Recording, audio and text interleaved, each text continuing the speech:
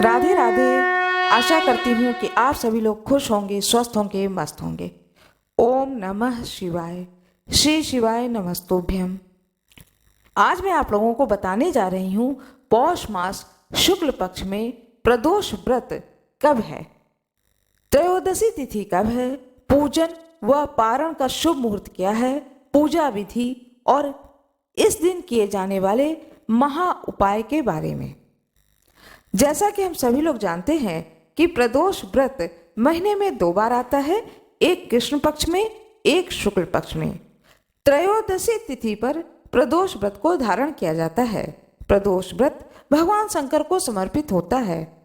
भगवान शंकर वह हैं जिनकी पूजा आराधना करने से भगवान शंकर यदि प्रसन्न हो जाएं तो भाग्य को बदल देते हैं।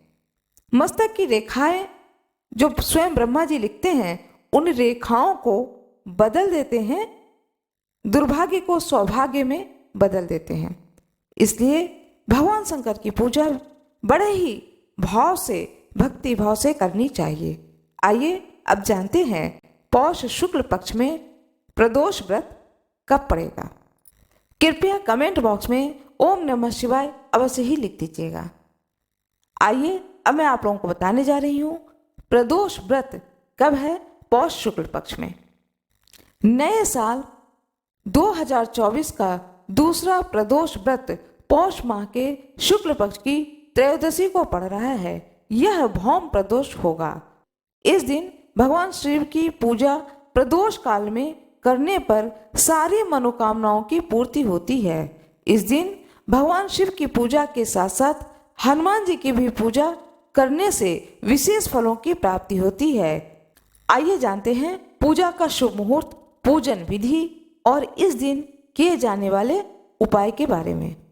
साल 2024 पौष शुक्ल प्रदोष व्रत का शुभ मुहूर्त। साल 2024 पौष शुक्ल प्रदोष व्रत 23 जनवरी मंगलवार को रखा जाएगा।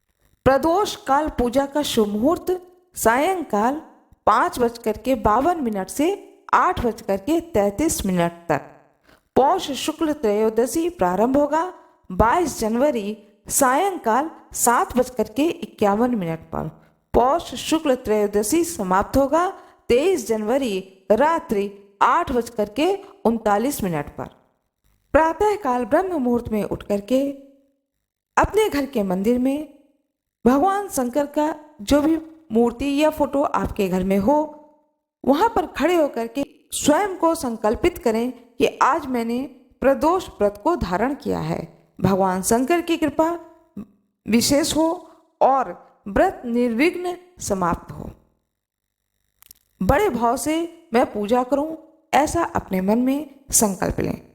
प्रातः काल उठ करके नित्य कर्म को करके स्नान ध्यान करके भगवान शंकर की पूजा करें, साथ में हनुमान जी की भी पूजा अवश्य ही करें।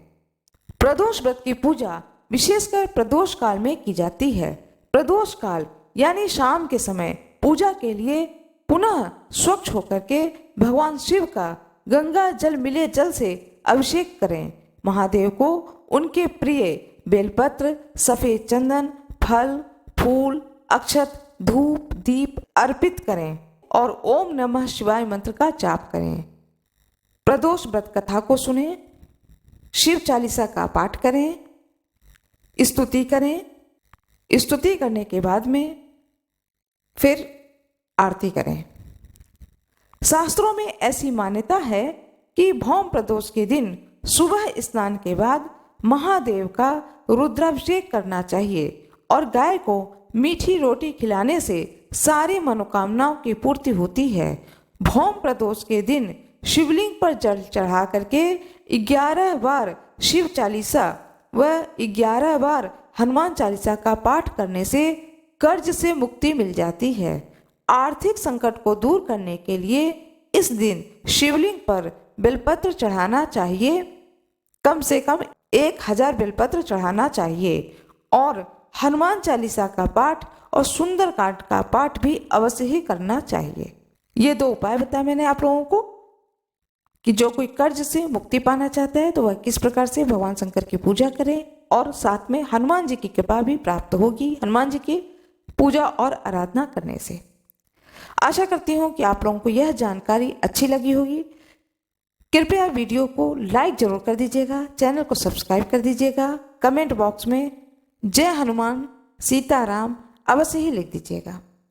आप लोगों का बहुत बहुत धन्यवाद।